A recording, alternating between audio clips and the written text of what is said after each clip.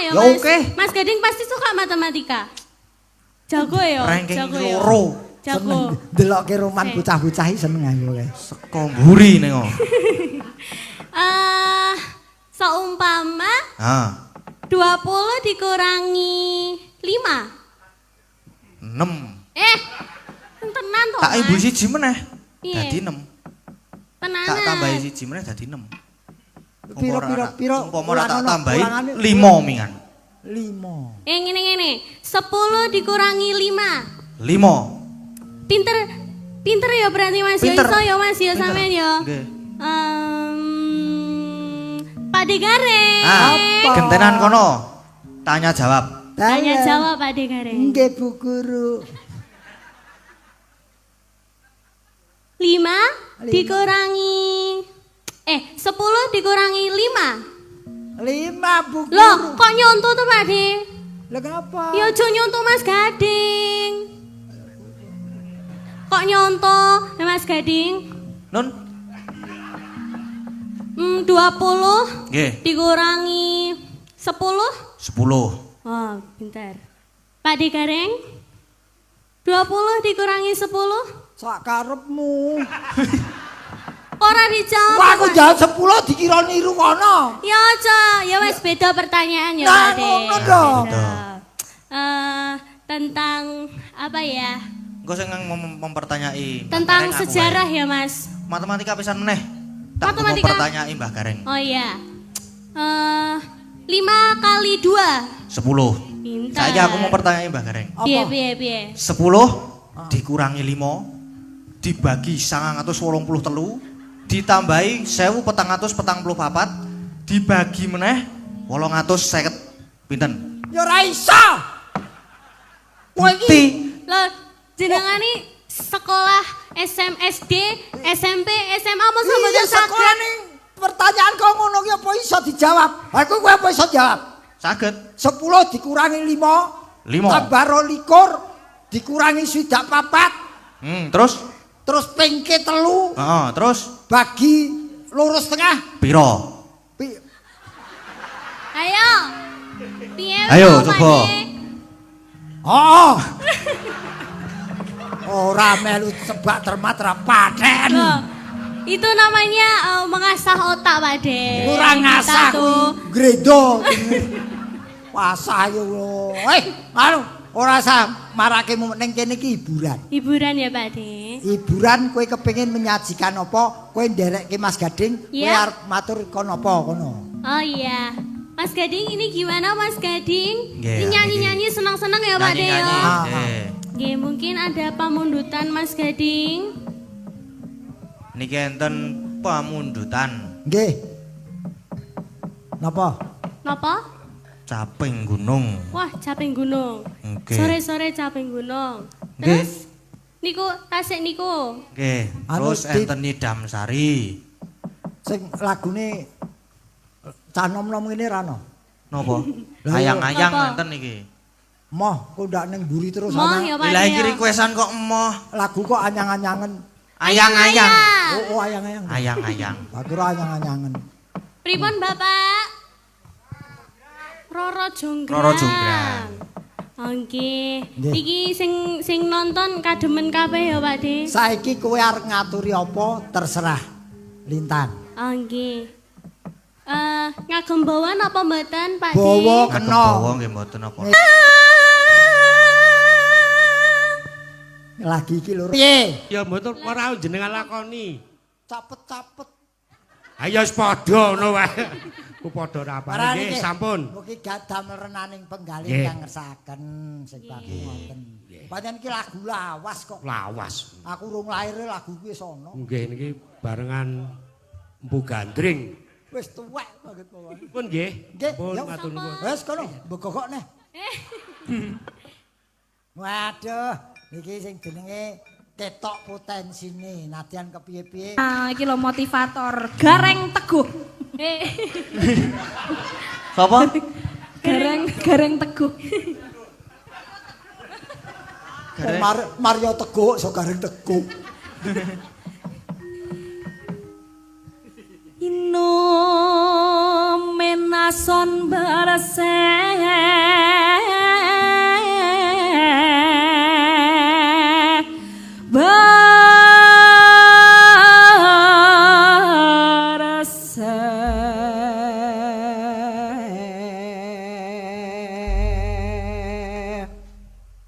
Sampun. Niki langgam mboten.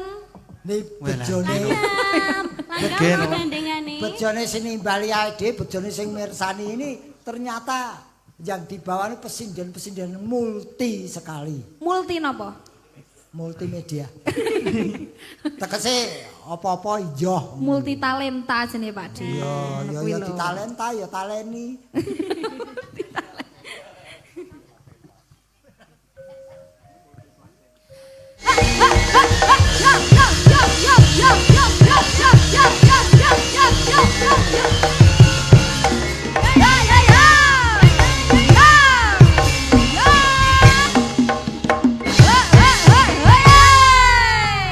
Terima kasih. Matur sembah nuwun. Sampun. Aku seneng kuwi sing nyanyi nom-nom, sing nabuh ya nom-nom.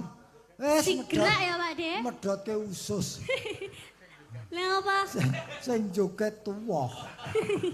Nah ya sak Loh, bisa kolaborasi Pak De. beradaptasi. Iya, nggih. Dadi mbuh piye carane, terserah kowe arep nabuh nganti tugel tanganmu terserah. Pokoke sing penting aku sing obah pucuke Sing tok. apa? Los Pak De ya. Wis ya munggah-munggah. Ya niki sing gawe Natia sing sesama. Nggih. Alhamdulillah. Ngaten niku Mas Gading. Nggih. Pun diaturi Caping cepeng gunung. Caping gunung. Caping gunung. Ya. Saniki pripun Mas Gading? Nilai WA. Sopo WA? Ora ngerti yen kowe nyambut gawe kok WA iki. Nek request terus. Pak De, request. Oh, request. Tak kira kowe WA-an karo sapa. Urung ngono mlebu. Oh, durung ana. Sekarang request ada yang via WA Pak De. Urung ana sing transfer. Oh, Ayang-ayang. Ayang-ayang. Nggih. Di kancane Sapa, Mas? Sinten? Mbak Ika, Mbak Ika.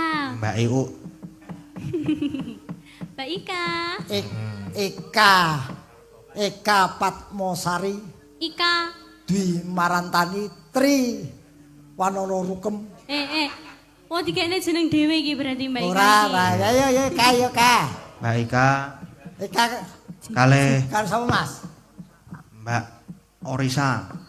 Oh. Mbak Ika dan Mbak Orisa. Ya.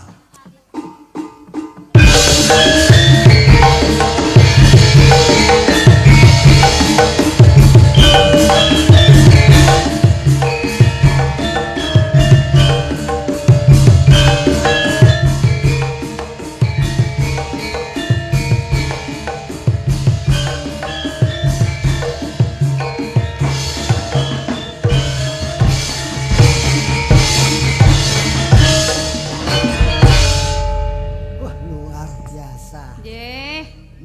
Apa ki keluaran 75 tapi tabuhane kaya suarane sing nabuh keluaran 90-an. Semangatnya tetap muda. Ora ketang tekan omah pijet mboke. Raketang boyoken. Ngene semangat itu penting. Lah nggih. Niki sapa jenengmu, Nduk? Oriza. Oriza karo Ika. Ika. Sinden saiki jenenge apik-apik ya. Oriza. Apik-apik, Pak De. Nggih. Sa, Modern. Eka. Lintang. Biyen ki omong Darsini. Patmi. Yayu. Heeh, Juiten.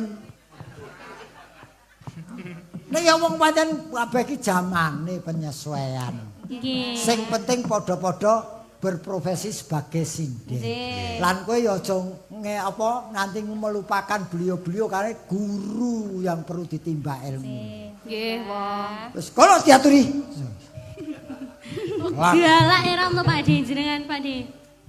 Yo. Aku ketemu jernidak opo Minangkani to. pamundutan. Pripun? Nggih. Oh ngidak kulit gedang. Kalau Mas Wahyu. Ya.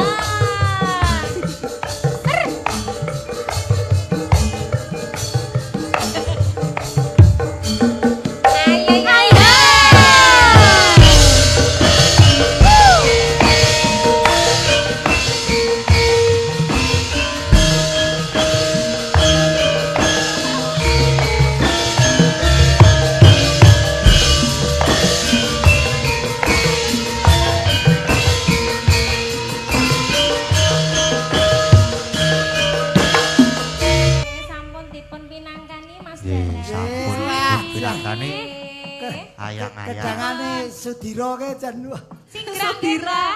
so sing ngendang lho. Mas Wahyu. Wahyu Sudira. Mas Wahyu. Pripun kendangane? Ganti meneh wis. Mau Agung mau ya. Wah, jan hebat wis pokoke hebat wis. Sesuk tak go dhewe. Ngene iki. Ten pundi? Ganteng pundi? Iya, lho lah yo yen Dadi pengendang pribadi. Heeh, Kan ngendangi lek yen apa? entuk tanggapan. Nggih niki wah sampun dipun aturaken. Sampun Nggih, sampun dipun pinangkani. Matur nuwun. Anyang-anyang. Nggih, ya Nduk, cepet gede ya. Pun gede niki. Nyangoni mboten? Wah, Nyangoni. aku dhewe golek kok. Kula Pak De. Hah? Kula. Apa? Gak disangoni. Ayo bareng-bareng. Biyen kula riyen nika pas tasih alit jenengan to sing ngomong kula Pak De. Isih, saiki tak mong ya iso dibacok kok mburi aku. Ya ora tetep momonganku awakmu. Nggih. Wong jenenge kapak-kapakno kabeh sing lumadi ana ing panggung kuwi tetep dadi sedulur. Lah betul sekali Pak De. Ya. Nyambung pas seduluran. Contone nggih. kaya Mas Gading ki ya tetep Pripun? tak anggap putu. Kula nggih to. Nadyan aku yo lagi pisan iki melu dheweke. Malah tukaran wae ya jenengan. Nggih, ya Mas ya. Nggih. Apa? Hah? Apa? Lah apa Jal? Oh, lho wong kene iki sing ngandani lintang. Piye wis diaturi lagune iki mau. Nggih, Nggih, ayang-ayang sampun sampun. diaturaken. Judule dewa-dewa iki mau. Ayang-ayang. Ayang-ayang Pak De. Lah ya sing ning awang-awang iki dewa-dewa. Piye? Pripun Mas Gading? Kita kasih lagu lagi. Sing Apa ya ndi? sing gumyak-gumyak napa? Kira-kira Lintang Asmara. Lintang Liwong. Asmara. Liwong. Apa sing dene sing di penyanyi sing di mongko dheweke arep nyanyi apa Nah. terserah dheweke. Sing di. Tik Cobi, Mbak Gareng sik milih. Apa? Kadose wau bupras Simbah sing lirik-lirik jenengan lho Pak De. Apa? Bupras niku wau lho. Bu Pras ki liri-liri omong karo aku ki kepengin ngeroki aku. Oh, alah. Oh ya so sweet era. Romane wong tuwek iki kerian. Saiki iki aku ya iki lak kabeh wis tak kumpul. Sing mempur dhewe iki sing durung tau. Ah, niku nggih mboten apa-apa. Iki. Wah, niku Oh, energik. Iki kok Mbak Baru. Sing kaya tandon iki aku. Pak De. Oh. Iki ya Mas ya. Nggih, siap. Niku Ayo mboten kene Dok, kene sayang.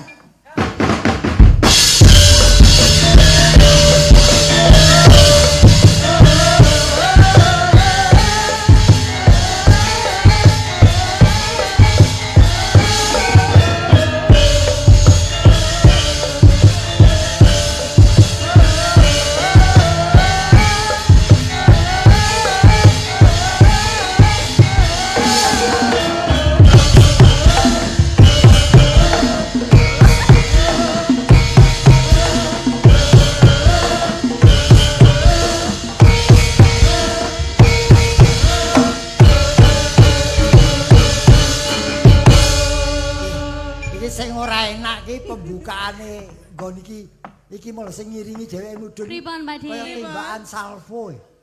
Lah, mangsamu arep budalke apa piye? Dor. Iki ning batin Saking go ciri khas kowe. semangate. Nggih. Masyaallah. Masya Allah. Masya Allah. Pripun Pak De? Pak De ki terpesona lho Mbak nyong Gamelan jenengan. sakmene akehmu suarane kalah banter karo mlakune dheweke. Saka lungguh ngadeg mlaku rene kok. Pun enten iringane pun enten. Tegese sehat. Oh amin. Sehat. Ora Bakar lemak Pak De. apa? Bakar lemak. Bakar lemak wis kok ngene iki entek ngogas pirang kilo. Wis rekoso. Ora, jenengmu sapa to, Nduk, sayang? Nggih, kula Catitam. Apa? Cat hitam. Catitan. Jeneng kok cat hitam iki lho. Catita. Oh, Catita. Nggih. Ora bocah ndi kok jenengmu Catitae candi kowe? Lagi nika Yojo. Lah ya Yogya lak Jembang. Lah paling kidul. Pundi? Pari kidul ki pesisir ki. Ha nggih. Oh, kowe cah Gunung Kidul ta? Nggih pesisir niku. Oh, mulane kok. Lah makane subur niki. Kaya Super Pak De. kaya iwak laut kirang-kirong. Ning aku seneng tegese seniman saiki wis makmur terbukti Amin. ana sing awake kaya awakmu iki tegese makmur. Gede-gede. Kowe sing pojok gen Mbak Yumu kae. Aja kowe sing ning pojok. Lah pripun? Ku ndak padha karo salon kontrol iki. Padha nggih. Tapi gini, Nggih. saiki orang pasti melihat body pertama kali. Ning jangan lihat body, tapi lihatlah kebolehanmu, kepinteranmu tekan ndi. Potensi ya Pak De. Potensio. Potensio ndak keson. Ketok wong kuno ya potensio. Jadul. Ayo, kowe arep nembang apa sak karepmu? Ninggal katresnan mawon. Oh, ninggal katresnan. Tinggal katresnan. Ditambahin no nek ninggal katresnan. Pripun? Apa? Ditambahi. Oh nggih. Tambahi sinten? Sinten? Mbak Ayu, Mbak Endah. Mbak Ayu, Mbak Mbak Ayu. Indah. Mbak Ayu. Nah iki duwo iki. Wah, ibune bocah-bocah. Ibune bocah-bocah.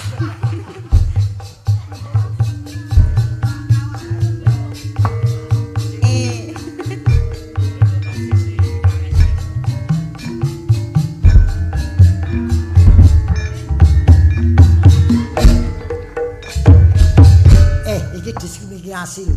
Ini setiap sinden Lebar- ada. Iki jenenge kamu membeda-bedakan iki moga ini Raja Mak. ada spotnya Bareng sendiri. ayu kok terus kaya iringan barongsai iki piye? Baleni Mas. Sing apik to. Tapi kembar Baleni loh, munggah Pak De. meneh.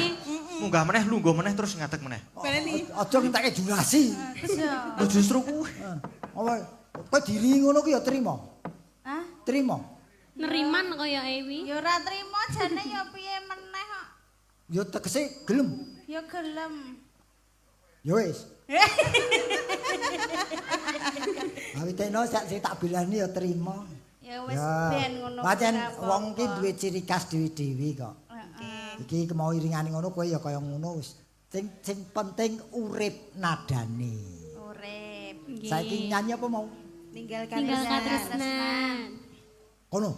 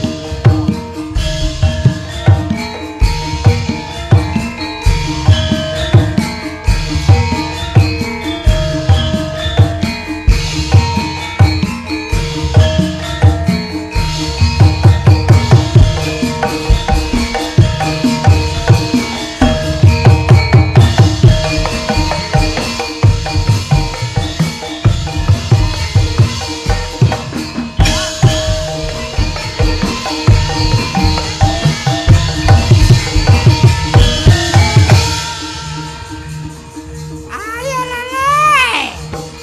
Ayo ayo. Ayo Mbak Ayu.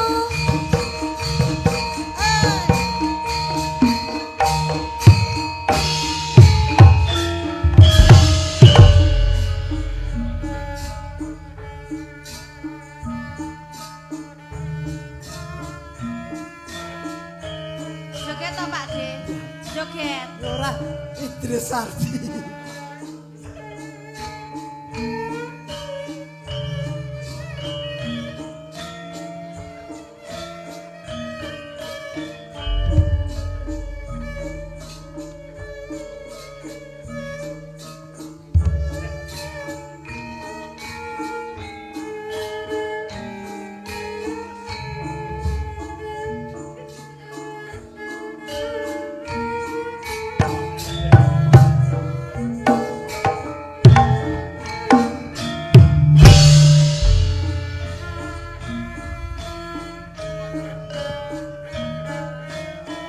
Jaranan, jaranan, jaranan.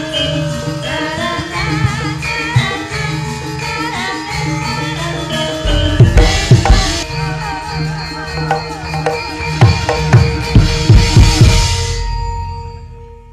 Nggih, matur nyembah Matur nuwun.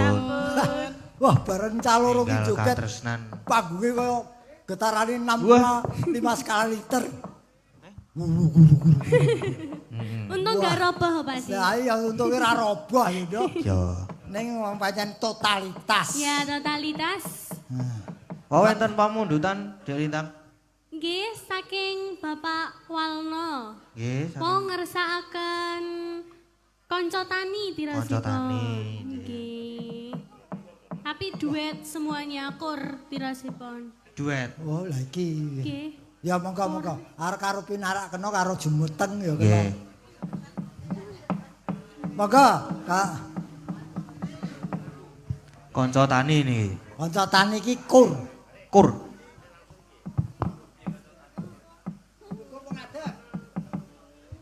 Lungguh napa ngadeg? Nggih pripun? Nggih duduk mawon mboten Duduk napa-napa. mawon.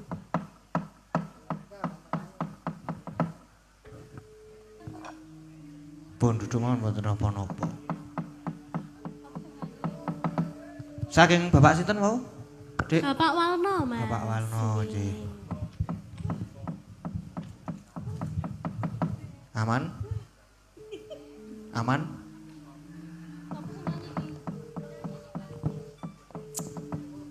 Pun Mas Gading. sampun dipinangkani. Penduk. Lah kepiye mak manut? Ya gandeng wis jam 1 pas. Jam 1 pas. Mengko umpama ana pamundutan sing durung iso diaturke ana lembukan mengko diaturke gentineng gara-gara Mbah Gareng. Niki kula tak neruske lakon riyen. Nggih wonten gara-gara dipun pinangkani pamundutan kang dereng dipinangkani wonten limbukan. Yo. Iki engko Mbah Gareng isih tekan gara-gara apa meneh? Dik Dek Lintang tekan gara-gara? Wah, gara-gara kabeh. Cocok. Ampun do kondur riyen niki mangke gara-gara tesih gayeng. Iya. Wis ayo nok gek diteruske lakone sik. Ayo mak tak derekke. Tansah merah pamoring sukma.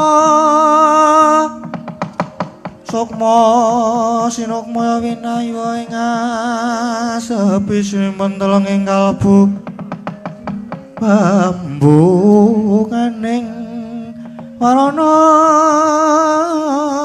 darlan saking liap-layap ing aluyup pindha pasating sumena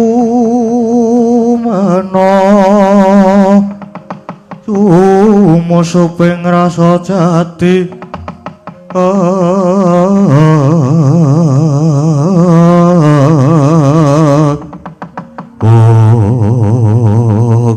Sineguk semanten ingkang wonten jroning Datuloyo. Gendika capa ingkang medal jahe Prabu Baladewa miwah Raden Werkudara. Kawi dhateng para wayah Pandhawa para wayah dupe mulat kumlawen ing asta ingkang eyang. Suranya pating blewer pating sira pindha mina katemu ing jala.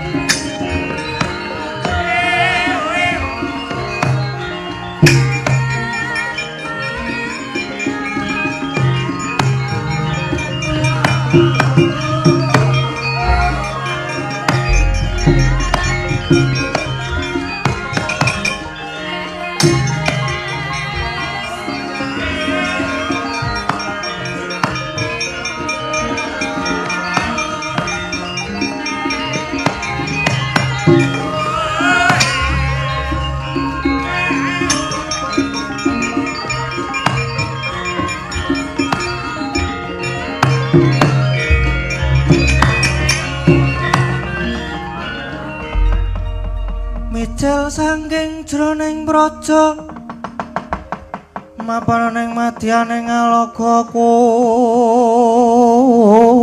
ing prawadya sawega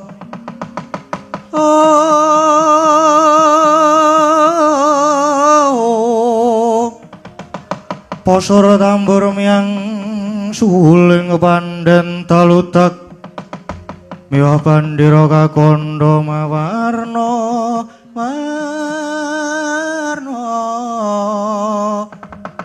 pindha Jaladhyana Sri kawuryan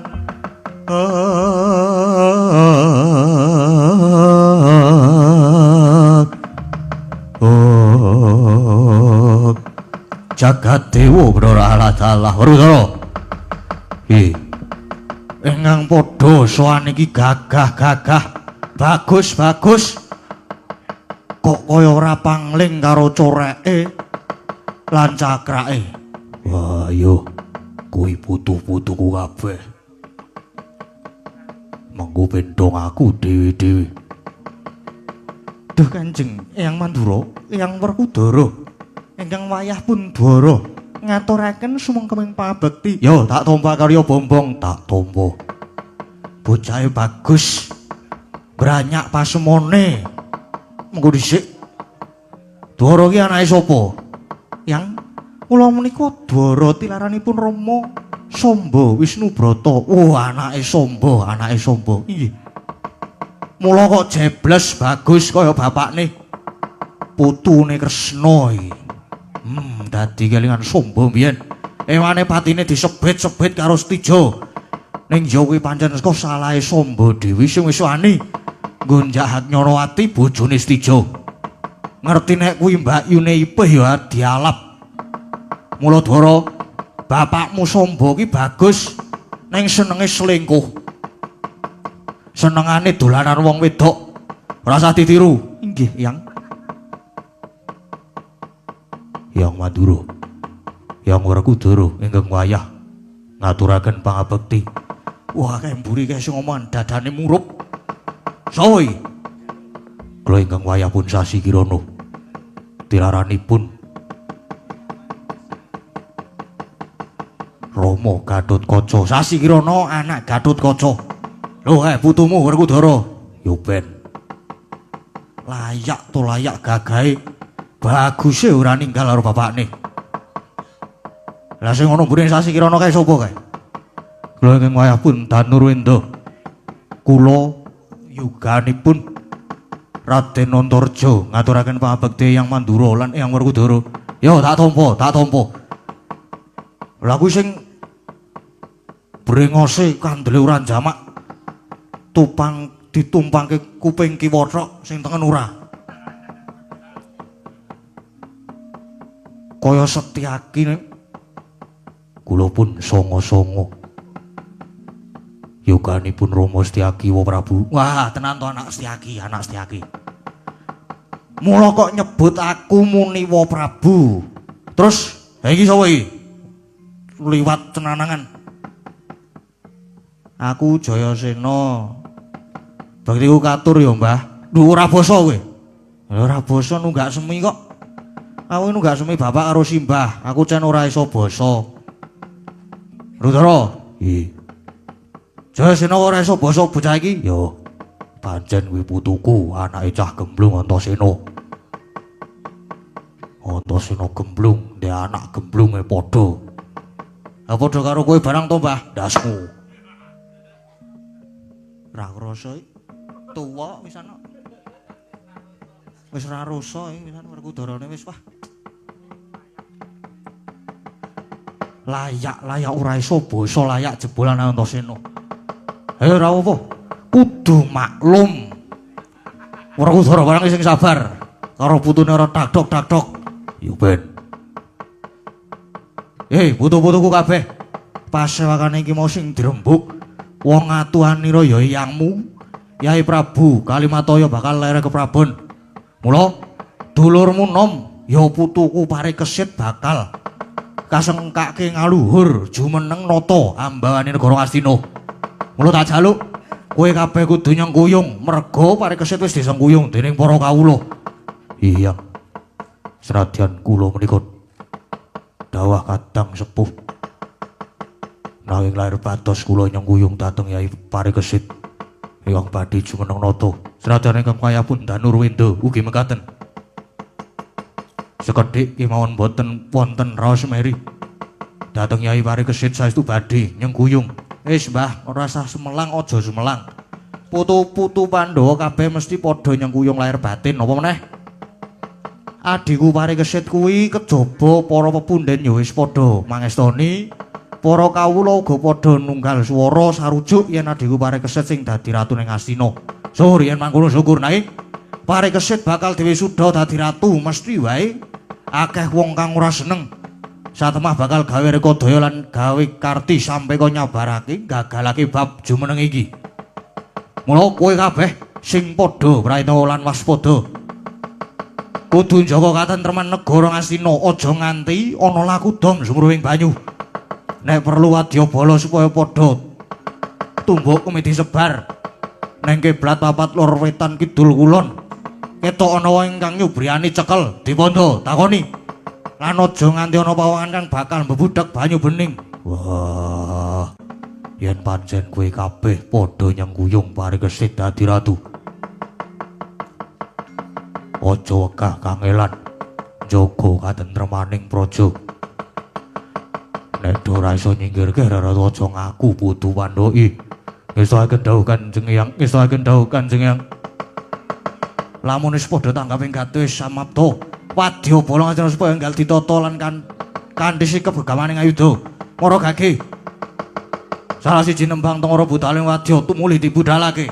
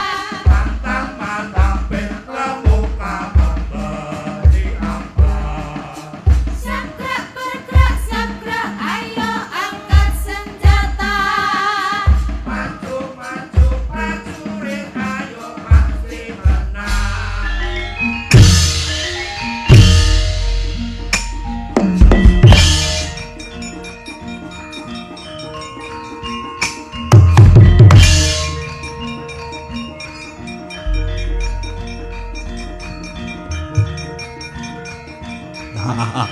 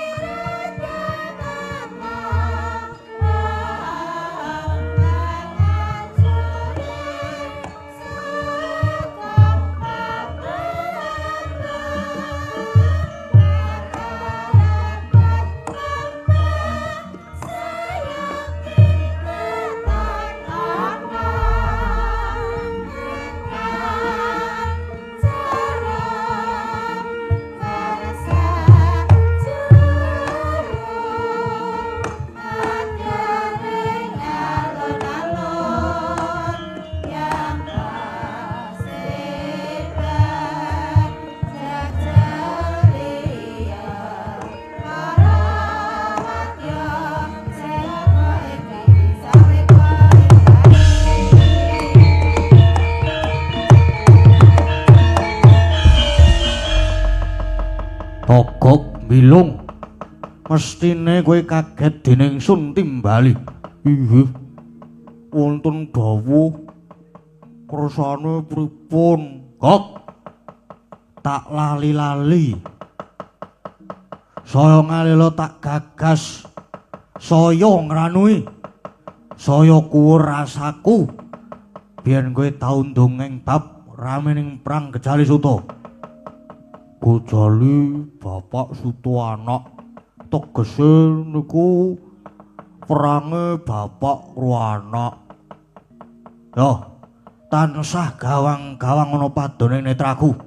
Sedane Rama Prabu Stijo Boma Narakasura. Nggih. Nang kula rak tau crita to. Sing mlepat niku jane nggih ingkang Rama Prabu Stijo. Neng ora iso tak kipatke saka wewayangan Gok. Nggih lumrah mawon wong sampeyan ki putrane. Nang sing lepat niku anak wani karo wong tuwa niku jenenge anak Durhamam anu durhaka. Nang sing luput Eyang Prabu Ndwarawati, Prabu Kresna niku ampun diluputke. Merga niku Wisnu sawantah sing njajake adil lan bebener. Yo, ning sing miwiti mbibiti perkara sapa? Ora ana liya, ya kuwi Paman Parang Garuda, Paman Samba Wisnu Brata. Wani gonjak karo Ibu Dewi Agnyawati mula ralidha ujare wong adaplok. Banjur ku andane Paman Samba. Dening Rama Prabu dijuing-juing, disebet-sebet, dipoteng-poteng nganti tanpa ngukup, tanpa wujud. Nek niku kula nggih ngerti, kula ngertos. Pancen sing luput Raden Samba Wisnu Brata. Merga pancen Raden Samba wani Selingkuh. Halo. apa? Selingkuh. Selingkuh karo Mbak Yune Ipe. Lah niku ning sasampune Kaya ipar adalah maut. kuwi nonton kaya ngono to, Lung. Nonton apike. Apik tenan. Sasampunipun ngaten wong Rama Prabu Stijo banjur wani kalih tiyang sepuh niku lepat. Cobi to. Saniki tak caosi gambaran. Critane jaman negara Lokapala riyen Prabu Danapati tahe Prabu Danaraja niku riyen kesengsem kayungkun kalih putri Ngalengka putrane Prabu Sumali naminipun Dewi Sukesi kaya Dewi Sukesi kaya ngapa tresnane ning Dewi Sukesi duwe penjaluk. Sapa sing iso medharake sastra Jendra Hayuningrat Pangruwating Diyu niku sing ajeng disuwitani. Lah Resi Wisrawa nggih bapakne Danapati nglamarke ten Ngalengka. Nek jane nglamarke anake lanang nang gandeng weruh Sukesi ayu njur dipek dhewe. Lah kena dipek dhewe. Lah kaya ngono semluhae. Semluhe.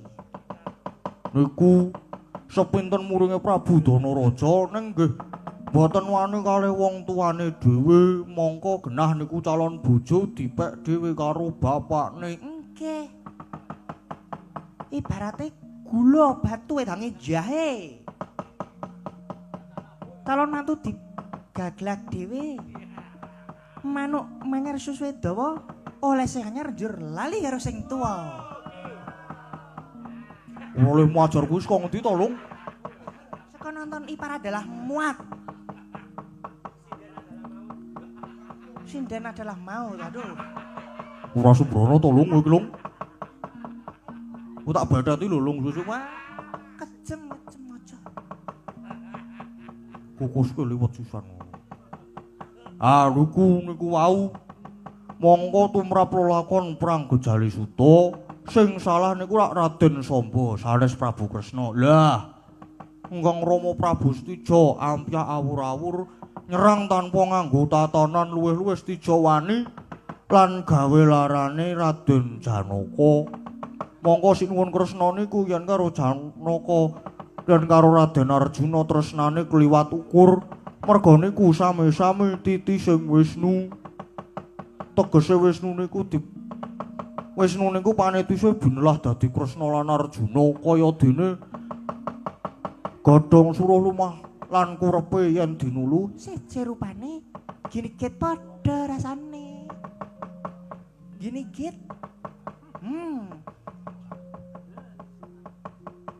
Mula Ramuka nek Prabu Kresna terus muring. Lah, Kang Rama Prabu Stija dibalang senjata cakra. Banjur ditangsangake ning anjang-anjang kencana. Tok nganggo anjang-anjang kencana barang, Gok. Lah ya merga Stija ki duwe aji Pancasona. Pancasona apa Pancasona? Pancasona ya kena, Pancasona ya kena. Pancasona kuwi panca lima sonya sepi. Jroning sepi ana daya kekuatan ingkang tuwuh saka gegetering cipta ngono. Lah nek Pancasona? Pancasona ki panca lima, sona ki Apa ta? panca ki lima, sona ki kirik. Tegese Prabu Bima ngingu kirik 5. Kuwi aneh lho. Wis kono mulai wae kono mah. Ya aja ngono. Kowe mono.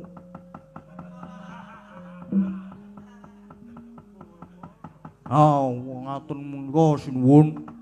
Anak yen wani karo wong tuwa, wani karo bapakne mesti kuwalat.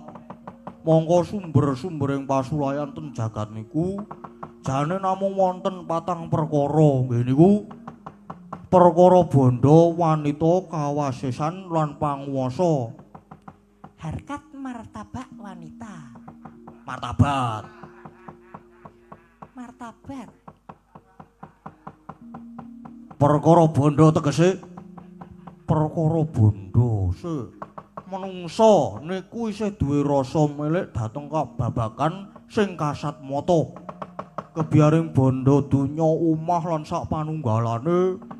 Dene wanita lah niku lelakone kados Kang Rama niku bojone ayu nang sing kakung ora iso maringi jatining pemarem, dasare sing wedok ya ora tresna. Lah terus malah disenengi karo adine dhewe. Cerdas selingkuh. Selingan indah dalam hidup. Selingkuh kuwi apa? Selingan indah dalam hidup. Apa? Selingan indah dalam hidup. Ora kok kosake kemayu banget tolong. Mulai kono yo. Wis togok dhewe, bilung dhewe ngono wae. Kuah aku. Mau beborosi senengane kok. Menang bareng. Ngono mobil mung guyang-guyu lho lung kowe iki lung. Aku ki mumet macet banget mau ki. Mau guyang-guyu. Saiki ndase dijo barang.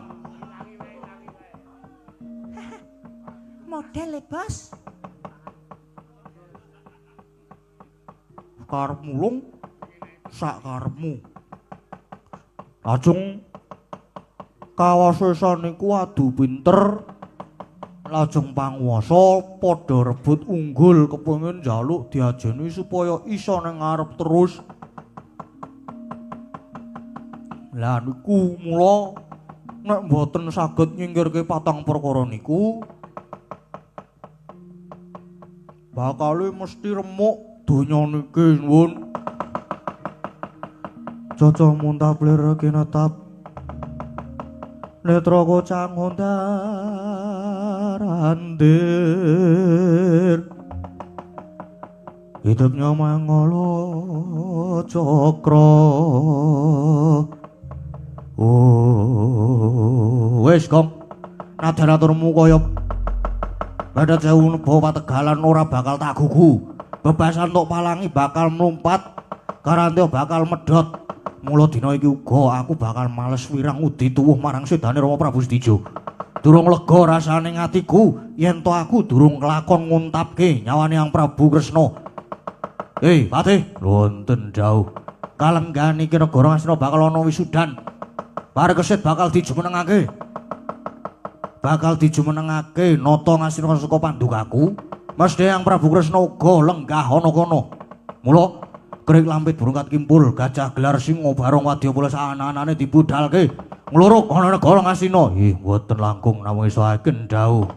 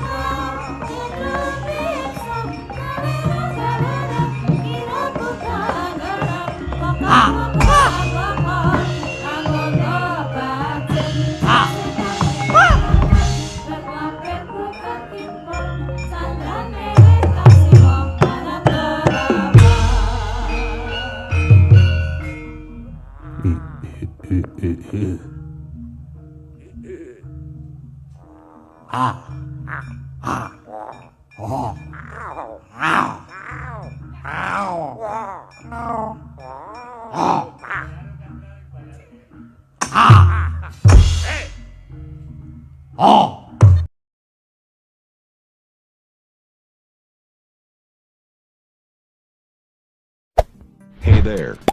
Subscribe to my channel. And also press this bell icon.